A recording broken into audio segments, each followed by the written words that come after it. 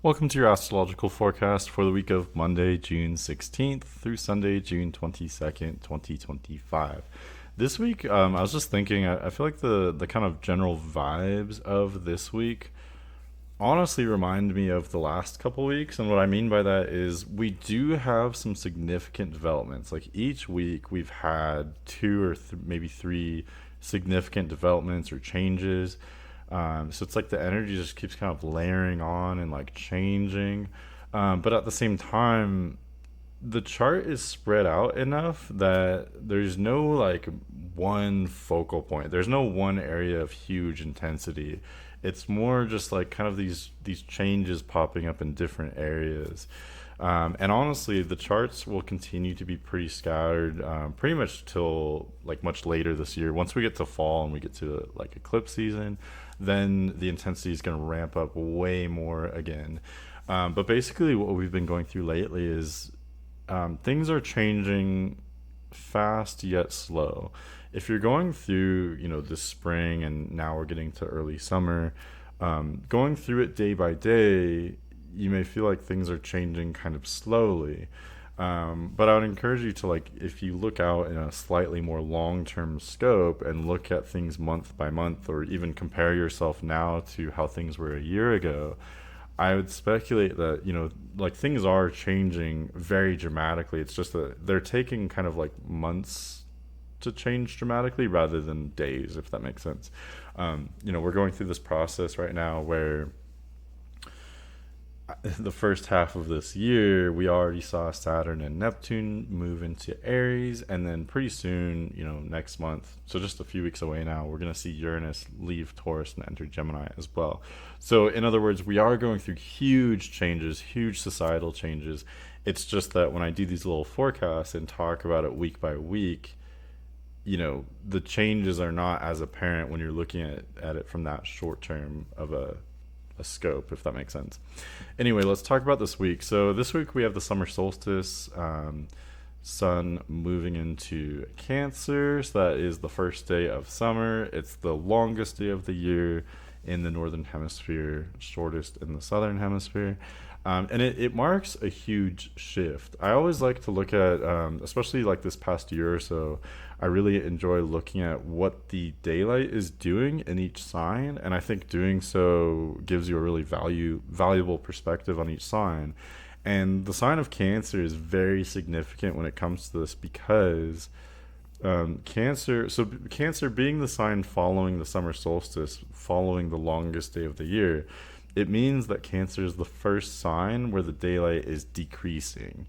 So yes, we do have this abundance of light and this abundance of warmth, and things are actually still warming up as there's this lag time of temperature versus daylight, right? So the temperature is still heating up. We're not even at Leo season yet. We're just starting summer, but the light is already starting to decrease after the summer solstice. So what that means is I think Cancer has, as a sign, Cancer has kind of a difficult job of, on the one hand, we're just starting summer. This is, party time. This is a great time of celebration and fun. I think most people enjoy summer, depending on your personality or your climate or what have you. Summer is generally a fun time, I would say. So Cancer, on the one hand, Cancer as a sign, they can be a party animal. They can have a lot of fun. They love the social connection and they love the good times, the parties, the vacations, whatever it may be.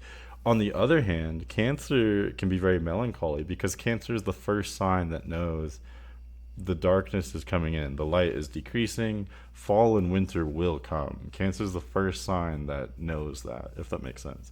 So I think Cancer also has this side to it that is very introspective and melancholy, and Cancer can really oscillate dramatically between whatever placements you have in Cancer. Like Cancer placements suggest you can connect with others very readily. Cancer loves that emotional connection with other people, but on the other hand, Cancer can also spend a lot of time alone as well. So again, I think we can actually see those connections with what the daylight is doing now. There's so much daylight, yet it's starting to decrease. That's what happens after that peak.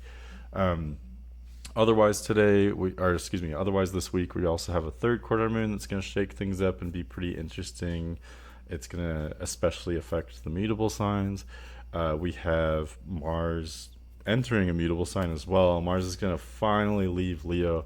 Mars has been in Leo for so long, it's insane. For months and months, Mars has been in Leo, which has been nice. It retrograded.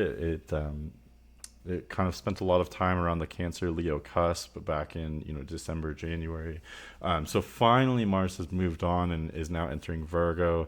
I think Mars in Leo is definitely a really strong placement. Don't get me wrong. I think it's one of the most strong placements. Mars in Leo suggests that we've had a lot of endurance and a lot of pride when it comes to the things that motivate us over the last several months. Now, as Mars enters Virgo, things are going to get a little bit more analytical, more organized. I really do think Mars in Virgo is a very strong placement, though. Mars is in joy in the sixth house, and sixth house does have certain parallels to Virgo. So I kind of apply that kind of reasoning with the planetary joys. So much so that I would go as far as to say Mars is sort of in joy in Virgo. I think Mars in Virgo is kind of like the most fun sign for Mars to be in. And the reason why I think is pretty clear. Virgo is all about small tasks, and Mars is all about, dopamine and victory. So I think when you're applying, Mars to Virgo, when you're applying this like ambition to all these little tasks, you feel like you're constantly winning. Like, I won this little victory, I won that little victory, and honestly, that's a very productive way to go about things. I believe Henry Ford said, nothing is particularly hard if you break it into small tasks, or something along those lines. So I think that quote really reminds me of Mars and Virgo. So depending on our astrology, we can kind of embrace that. We can use that to be very productive, and whatever large, lofty goal we have, by breaking it down into smaller tasks, I think that's almost always an extremely productive way to go about things. And then last kind of bullet point I want to mention before we get into the day by day forecast is we do have a pretty interesting development when it comes to the outer planets. If you remember my last week's forecast, we just had Jupiter enter Cancer last week, which is a pretty big deal. Jupiter's exalted now, which is a lot of fun, especially combining that with Venus and Taurus, which is at home. We've got the benefics, back on track. They're in their home signs, or they're exalted. So that's a lot of fun. But as Jupiter has just entered Cancer, it's now kind of immediately within orb of making squares to first Saturn and then now Neptune. So Jupiter actually already squared Saturn last week. And then now this week, Jupiter will square Neptune as well. And really, Jupiter is still within orb of squaring both of them basically at the same time. Since, Saturn is at 1 degree Aries, Neptune's at 2 degree Aries.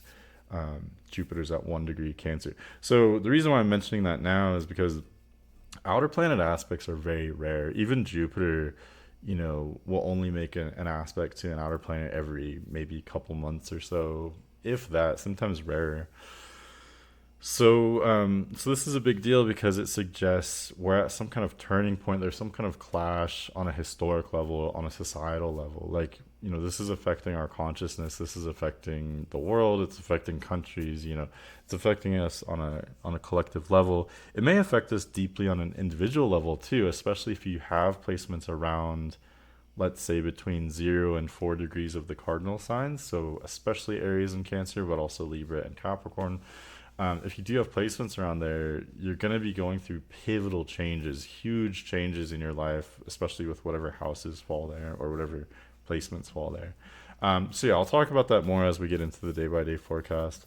In other news, Moon is transiting from Aquarius through Taurus this week. So I really like this. I always talk about how there's basically one half of the zodiac that Moon is pretty at home in, and then there's one half that Moon is not at home in. But basically, Taurus through Libra, Moon is really at home in, and then Scorpio through Aries, Moon is basically not at home in. Other than, I think Moon does pretty well in Pisces, but other than that, Moon has a rough time in these kind of like fall and winter signs. Or I guess I should say late fall, early winter signs, and then plus Aries, Moon is kind of rough in.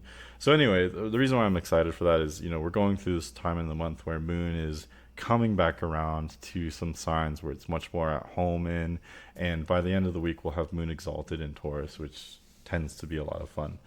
Anyway, let's go through the day by day forecast. So we start out with Monday, June 16th, and there are no exact planetary aspects that I'm aware of for today, but we do have Moon starting out in Aquarius through the whole morning Eastern time. But not long after noon, Moon enters Pisces. So again, Moon is much more at home in Pisces. And I think this is especially nice because as soon as Moon enters Pisces, again in like early afternoon Eastern time, as soon as Moon enters Pisces, it will trine Jupiter. And this is so beautiful because not only are both kind of at, in signs that they're sort of at home in, Moon is technically not at home in Pisces, but it does pretty well there. And then Jupiter is, of course, exalted in Cancer. So, in other words, they're both trining and they're both in pretty strong places. Not only that, but they're also in mutual reception because Jupiter rules Pisces, where the Moon is, and Moon rules Cancer, where the Sun is. So, they're both kind of calling each other up, having this super friendly conversation. I would speculate if we're using that analogy, this conversation would be so friendly that it would be probably annoying if you were standing next to someone hearing this conversation. You'd go, okay, that's a little too much. Like this conversation is so sappy. They're just totally. I was gonna use a kind of a crude analogy, but I don't want to get demonetized. They're kind of boosting each other's egos. Let's just say. So anyway, so this is great to experience as a transit, especially if you do have a lot of water placements. This is just really soft, warm energy. It's kind of, it's very nurturing. It's very expanding. Having Moon and Jupiter supporting each other like this. I don't usually dive that deep into lunar aspects because this is a very short-term nature type of thing. It's really only going to affect part of Monday. But that's just so rare to have both so strong and both trining and both in mutual reception. I thought I'd give that a shout out because it does look like a lot of fun for sure. So yeah, Monday I think is a good start to the week. Honestly, the beginning of the day is going to feel a lot different because with Moon still in Aquarius, Moon is trining the Sun though. So I mean they're both trining. They're in agreement. So in other words, like we may start out the day harmonious and strong, but kind of detached, and that could be awkward for some people. But again, we move into this really fun. I almost said farm. This fun, warm energy, this nurturing energy, going into the afternoon on Monday. Going to Tuesday, June 16th, Moon continues through Pisces. So again, kind of warm, nurturing vibes. I love Moon in Pisces because it's kind of like hippie energy. It encourages us to be introspective, but also expansive. We can kind of do anything. Everything's kind of soft and fuzzy, and I don't know. It's just a nice place to be with Moon in Pisces, I would say. Moon is also making another trine. So again, Moon just trined Sun and Jupiter one day before. Now Moon is trining Mercury. So this isn't like as exciting as the Moon Jupiter trine we had on Monday, but it is a trine. And both Moon and Mercury, they're not unhappy. They're not in detriment. They're not in domicile either. They're kind of just in neutral territory, technically speaking. But they're having this harmonious conversation through this trine. So again, it looks like a really fun and kind of stable start to the week as far as I can tell. We do have 2 events on Tuesday. Let's start with the less important one first. So that would be Sun sextiling Chiron. Sun at 26 degrees Gemini sextiles Chiron at 26 degrees Aries. So this is really not going to affect everyone. Chiron, I do think is important enough that I talk about it regularly in these forecasts. But it's not as impactful as any planet. And I don't know why that is. I don't know if it's because it's small or I don't know exactly why. But as far as I can tell, it's just not as intense as these other planets. And then also the sextile aspect is a major Ptolemaic aspect, but it's kind of like the least major aspect of the majors. The sextile aspect is something that like it's kind of maybe intermittent. Like some people will feel it more than others depending on their placements, and even for those that feel it, it may not be consistent throughout the day. You may kind of feel it here and then it'll fade away and then you'll feel it again. You know what I mean? The sextile aspect is not super strong. But for those of us that will feel this, I think Sun and Gemini sextile Aries Chiron. I think this is very harmonious. Chiron and Aries can be maybe too intense. We can be too forthright with our messaging. We can be too focused on our own wounds and our own traumas, and we can be so passionate about that we just want our message to be heard, and we just throw it out there. And depending on the situation, that might be exactly what's called for. That might be very productive, or it could be destructive and result in more trauma. So that's kind of my criticism of Aries Chiron. With the sextile from Sun in Gemini, I think this is a very like mediating force. The sextile aspect itself is harmonious because you're combining energies that are similar enough to combine readily, but different enough to kind of balance each other out. So I think that's the case here. Sun in Gemini is saying, yeah, we want to express ourselves. Sun in Gemini wants to express itself, but Sun in Gemini also is like curious and aware of other people's realities as well. So it's suggesting a little bit more maybe tact or diplomacy, or at the very least some kind of curiosity to the way others are feeling as well. So again, for those that feel this, especially if you have placements around 26 degrees Aries or Gemini, this could be a really great time for having some kind of like therapeutic conversation. Maybe you could have a deep conversation with someone close to you. Maybe there's been kind of like, what's the word, like unspoken tension, and you can finally kind of bring that up in a productive way with an aspect like this. More importantly, Mars moves into Virgo today. So again, I kind of already gave you my take on that. Mars, I think this the Leo Virgo transition, I think, is it's usually one of the roughest transitions, because we go from this like really fun happy-go-lucky sign to Virgo, which is all about like closing things out and organizing and getting real, getting practical. So usually I think this is a really difficult transition. When it comes to Mars, though, I think you really can't go wrong with Mars in Leo or Mars in Virgo.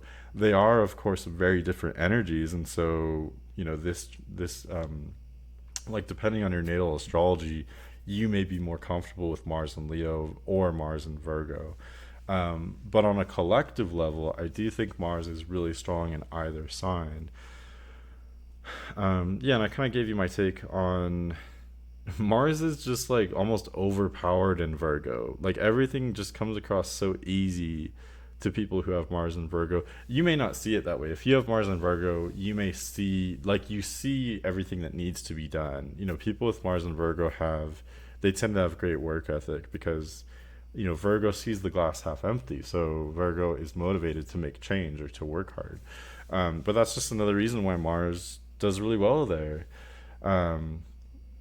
So yeah, with Mars entering Virgo, how can we assert ourselves in a way that is like tackling the little details? It's a really productive way of going about it. So I think some of the most productive people naturally take large goals and break them down into small tasks. So that's I already gave you my take on that, but we can enjoy that for the next couple months with Mars in Virgo now. And really, it kind of puts an end to this fire dominance that we've had. Like only a couple months ago, I wonder if I could show you that chart. Like it was only recently that we had a lot of fire planets. Like, so just going 1 month ago to May 16th, Mars was in the middle of Leo, technically not even at the middle of Leo yet.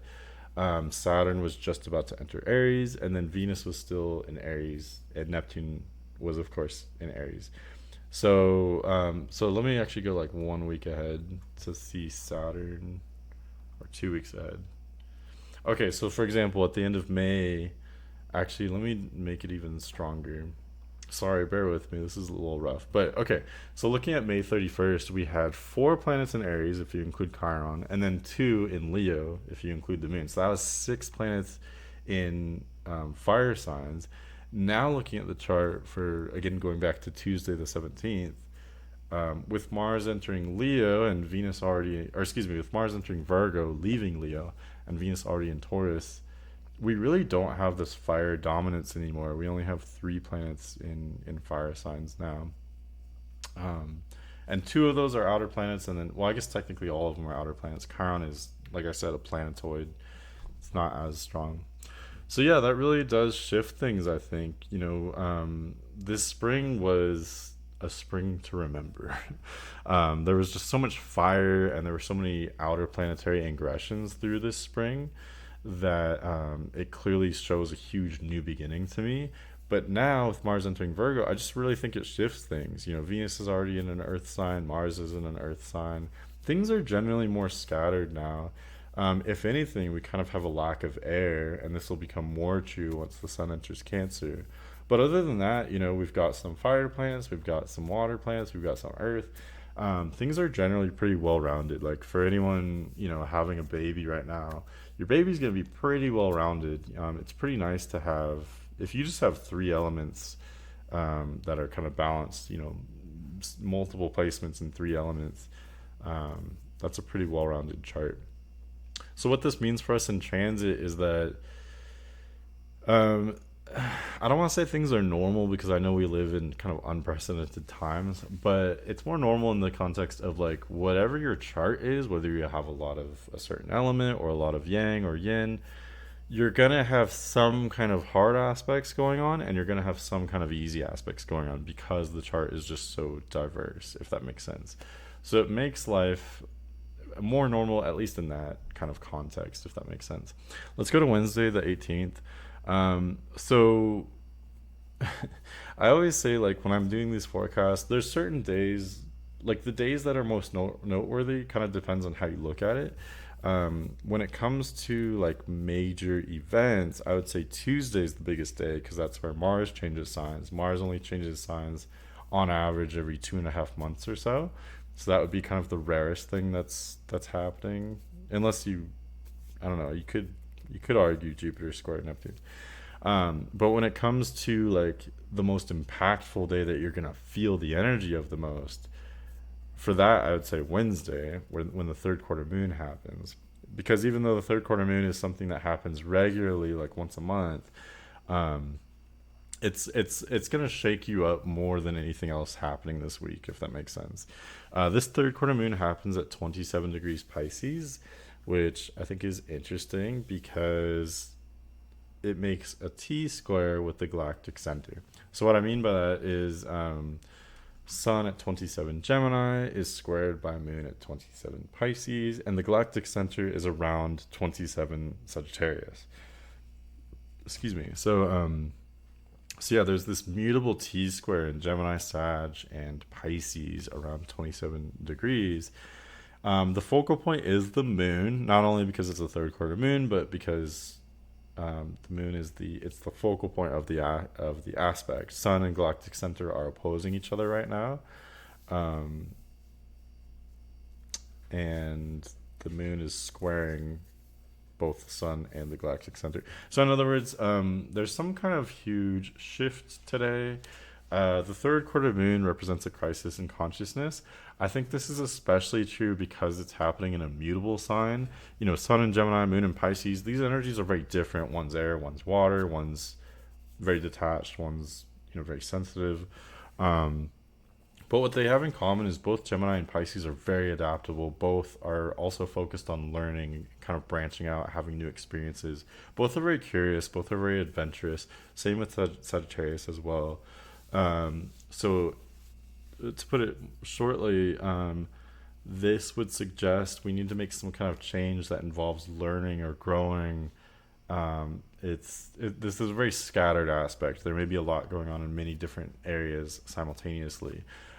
This third quarter moon kind of involving the galactic center, I think for some of us more than others, it may indicate there's a higher chance of like supernatural events happening or us witnessing supernatural or paranormal events, psychic phenomena. We may, this would be a great day if you're interested in like becoming aware of your past lives or channeling or having a deep meditation or something. This could be a really interesting day, especially if you have mutable placements. Particularly if you have placements around 27 degrees of any mutable sign, Gemini, Virgo, Sag, or Pisces. This may be a day where you have some kind of psychic experience. So I say that as, I don't know how you feel about that. I think could be a warning just as much as it is, like that could be fun and exciting just as much as it could be foreboding. Sometimes it's scary to become aware of like things that we're not usually aware of. So yeah, I just think it's something to be aware of. And again, this looks like a day of kind of like disruption, but also learning, change, adaptation. It's this is a day where you really have to just roll with the punches. It looks unpredictable. Or in other words, you're not going to know what's happening today. So any kind of like strict plans that you have going on are likely not going to go the way you expect, or maybe hope them to. You know, act like a mutable sign today. Keep your plans kind of loose. Err on the side of caution. Whenever I make plans, I always leave a lot of room. Like I always round up to leave room for the unexpected, because expect the unexpected, basically. Also today, Jupiter squares Neptune. So again, there's some kind of huge change going on a societal level. Um, Jupiter is in Cancer, so it's suggesting like we can just really expand everything. It's okay to be emotional or like spiritual right now. Let's just kind of blow everything up, like in a positive way, not in a destructive way. It's Jupiter in Cancer is just so nurturing and warm and soft and fuzzy. But it's clashing with Neptune and Saturn are at the beginning of Aries. They represent a much more intense energy, much harsher. I'm picturing like the surface of Mars. It's like blasted by heat and it's like super dry. That's kind of where Neptune and Saturn are, if that makes sense, on an energetic level. Versus like Jupiter's in this like lush rainforest right now. So they're kind of clashing on a societal level. They're showing that we're we're at these two different directions right now as a society. There's these two different visions, two different belief systems, two different viewpoints, perspectives clashing right now. One is more harsh and traditional. Um, well, actually, I'm not sure. Hmm. I guess traditional kind of depends on what you mean. Cancer would typically more it would typically be more conservative or more cautious, or go with whatever the norm is, whatever the status quo is. Um, Aries can be that way too, but the difference is, I think, especially Jupiter in Cancer represents like things as we expect them to be, whatever the status quo is, versus Saturn in particular, and to a lesser extent Neptune in Aries. They're both out of place, so they represent the disruptor. They represent doing things a different way. Maybe reality isn't the way we were taught it was. Maybe things are more complicated, or maybe there's a different answer rather than the status quo or the default or what would appear to be the safest option. Maybe we should do something else entirely. So that's kind of the discrepancy, or the argument, or the disruption, I guess, is that there's this schism happening on a collective level. So yeah, that does peak today, but because these are outer planets we're talking about, this is a long term aspect. We may feel this all week, really. We may actually feel it even more on Thursday, because Thursday the moon crosses over Neptune and Saturn. Actually, depending on your time zone, um, moon may enter Aries and cross over Saturn and Neptune either very late Wednesday night, or very early, like Thursday morning. Basically Wednesday night, right?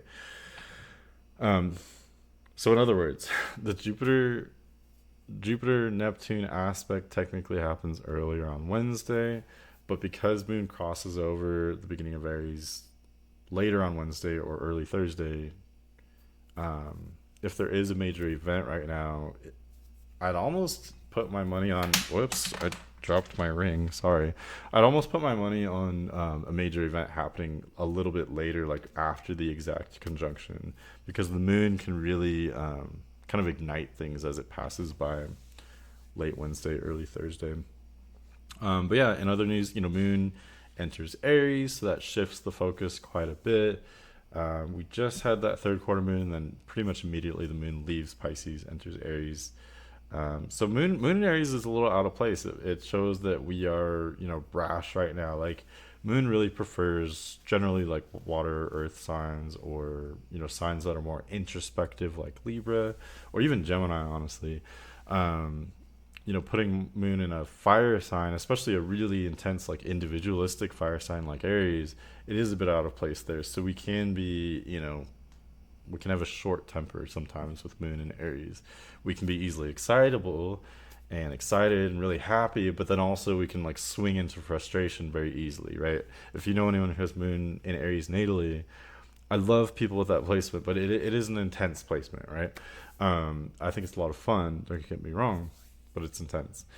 So yeah, that's kind of what we're experiencing with Moon going through Aries. And again, it's strange that we now have a not a huge lack of fire signs, but um, other than very early in the day in certain time zones, the Moon is not really conjoining or trining anything because we don't have anything around the middle degrees of any of the fire signs right now. Um, yeah, Moon, I don't think is really making a whole lot of aspects in general. Moon is not quite squaring Mercury yet. So yeah, Moon's kind of off on its own, honestly, in the middle of Aries. It's supporting us in being really brash and individualistic, very fiery. Let's start something. Let's get something going. It's almost like a continuation of that third quarter Moon. Like it's supporting an energy that's uncharacteristically rowdy and oriented toward initiation. Um, Compared to like usually at this time in the lunar cycle, things are kind of dying down and simmering down. But we just had multiple intense aspects, and then Moon is still in an intense sign. So yeah, it's kind of weird. It's backward. It's almost like things are beginning to close out. Like we are starting to experience the last phases of the Moon here, and yet it's still intense anyway. It makes me think of like we're dimming the lights and like getting all cozy, or we would be getting cozy with like the cooler, dimmer atmosphere, and yet we're like pounding back cups of black coffee or something. You know what I mean? So it's like I don't know. Like part of the energy is trying to relax and tone down things, and part of the energy is ramping up and like trying to continue to be riled up, if that makes sense. Let's talk about Friday. So Friday is well, I don't know if it's technically the first day of summer. It's the day where Sun leaves Gemini and enters Cancer. So it's like the peak, peak daylight, I guess you could say, would be Friday or does that? I think Friday is the first day of summer, right? Saturday is the first day where you have Sun, completely in Cancer, where you're starting out with Sun in Cancer, if that makes sense. But Friday is the day where Sun enters Cancer. Yeah, and honestly, I think this is pretty exciting because as soon as Sun enters Cancer, it conjoins Jupiter. Now, this brings up the idea of like Kazimis. Usually with conjunctions, two planets join together and they become stronger usually because like let's imagine like I don't know if you actually if you don't look at this night sky you should at least every now and then so you know what I'm talking about, but like let's say Mars and Venus were to conjoin. um Mars is usually this like kind of orange light in the sky, and Venus is like really bright and sparkly. Venus has actually been really bright lately in the morning, now that I think about it. Anyway, but usually two planets like that conjoining, usually they'd make each other brighter. They'd become almost like a brighter star than normal. And so their meanings would kind of strengthen each other. They become married or coupled and have kind of a stronger, like fused identity together. It's a little different with the sun. It's actually dramatically different with the sun because when a planet conjoins the sun, when a planet comes anywhere near the sun, its energies are basically burnt out. Like you can't see it whatsoever, really. At least not with the naked eye. Um, so, so having Jupiter conjoin the sun, it's interesting. Like usually that planet, like I said, it becomes burnt out or like actually obscured from view when it's near the sun. I think Jupiter more than any other planet has like more of a shot at trying to hold its weight with the sun compared to any other planet. But the sun still clearly dominates Jupiter. I mean, the sun is way brighter than Jupiter. So yeah, it's kind of weird depending on how you look at it. Like, I wish that this could be, us experiencing more of Jupiter's energy, especially because it's exalted. But actually, we could experience burnout. So we could experience too much of a good thing. Like, Jupiter exalted and conjunct the sun, there could be, I don't know, excess, maybe too much emotion, too much passion, too much, maybe saying yes too much to everything, taking on too much. Yeah, I can do that. I can do that. Sure, I can do that. I can be there. I can do that. I can be there for everyone. I can do everything. I can be all things to every person. No, I can't. No, we can't do that, right? So we may. I think sometimes it's natural we have to hit that ceiling sometimes to know that the boundary is there, especially for those of you that have a lot of mutable signs, or maybe like a lot of fire signs in your chart, or maybe a lot of Jupiter in your chart. Sometimes you have to test things. You have to test the boundary, right? It's only human nature to some extent. Unless you're like Taurus and Capricorn, then you don't have to go through all that that whole painful process sometimes. But anyway, so this may be a day where these types of things happen. But on a more general level, we are entering Cancer season, so it's always interesting going from an air sign to a water sign. I mean, there's many different ways of looking at that. You could say, things are branching out and getting more theoretical, and now, we're moving from ideas to like feelings. You could also say like so much shit goes down during an air sign, especially like Gemini. We were so experimental. We tried so many different things. It's almost like there's this karmic weight that kind of accrues by the time you get to a water sign. It's almost like all this stuff happened during Gemini. Now in Cancer season, we really feel it, and we're like processing it all. You know what I mean? Same with, like, for example, air signs are really intellectual. They're really interested in social relationships, social dynamics, and they usually approach it from a place of curiosity and fun, not usually any kind of like really deep emotion, if that makes sense. But by having all these interactions and relationship experiences, um, it leads to the water sign, which does feel a lot of emotion. So in other words, like Gemini might make all these new connections, and then once you get to Cancer season, you realize like, wow, okay, I really feel deeply about these people, or I feel deeply about these things that have happened between me and other people. So yeah, that's there's different ways of looking at the transition from Gemini to Cancer. Another way of looking at it would be Gemini represents thoughts, Cancer represents feelings. So we're going through the signs that correspond to the lowest parts of any chart, if that makes sense. Like Gemini parallels third house, Cancer parallels fourth house. Third and fourth house are at the base of basically any chart. So they're the most basic in their themes, not because they're basic signs, but because Gemini represents thoughts, Cancer represents feelings. That's about as basic as you can get. Thoughts and feelings can be complicated, but like themselves as concepts are basic, if that makes sense. Anyway, so we're moving from Gemini, which is more focused on friendships, to Cancer, which is more. Cancer is a little bit more tribal, and it's more defensive. Cancer is very focused on whatever is already familiar to it. So it's almost like, things branch out a lot in spring. We become self aware, at least on a very basic level, in Aries, aware of our own needs. We ideally substantiate those needs and learn how to support ourselves in the long run, in a long term way, during Taurus. And then we kind of branch out and diversify in Gemini and become aware of other people more so. Cancer is almost like coming back, and, Cancer kind of has to do with like, it's kind of like when we're very young adults, when we're age, like, I don't know, let's say 20, and we've gone out into the world and experienced things, and then now we kind of have a new appreciation of our families. Ideally, at least that's how it can go, ideally, for some people. Or sometimes we might want to go back to our own roots, go connect back with like who am I deep down. What are the things I used to enjoy before getting lost in like what everyone else was doing, during the teenage years or during Gemini. So anyway, so Cancer kind of represents like going back to the basics, and again, it is kind of tribal in nature. During Cancer season, we value like who is already really close to me. What are the things that I already really enjoy? Cancer is a sign. It loves comfort foods. It loves being comfortable, being cozy, being safe. Cancer is a very cautious sign. It's not risk taking.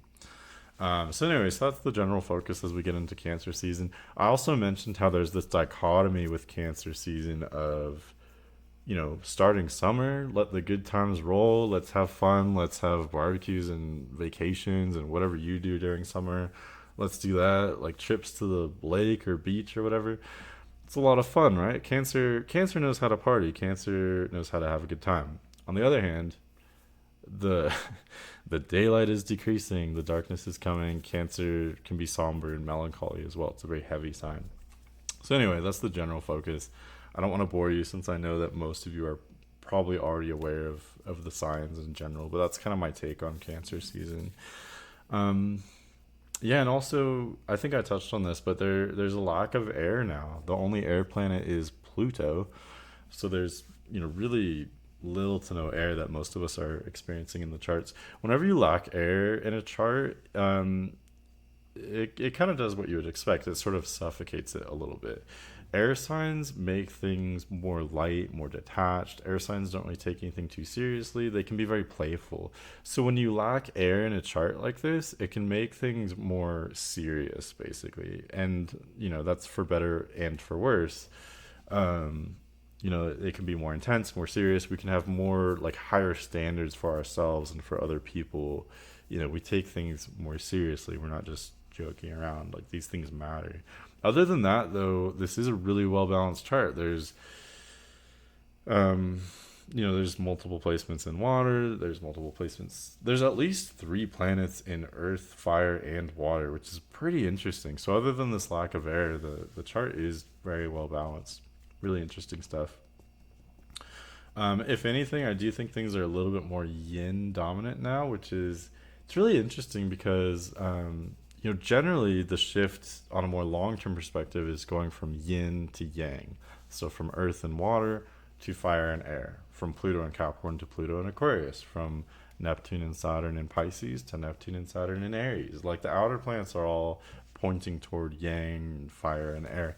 So it's interesting, like in the process, in the middle of that process, to have, you know, 3 planets in Cancer, 3 planets in Taurus right now with the moon there, and then Mars in Virgo.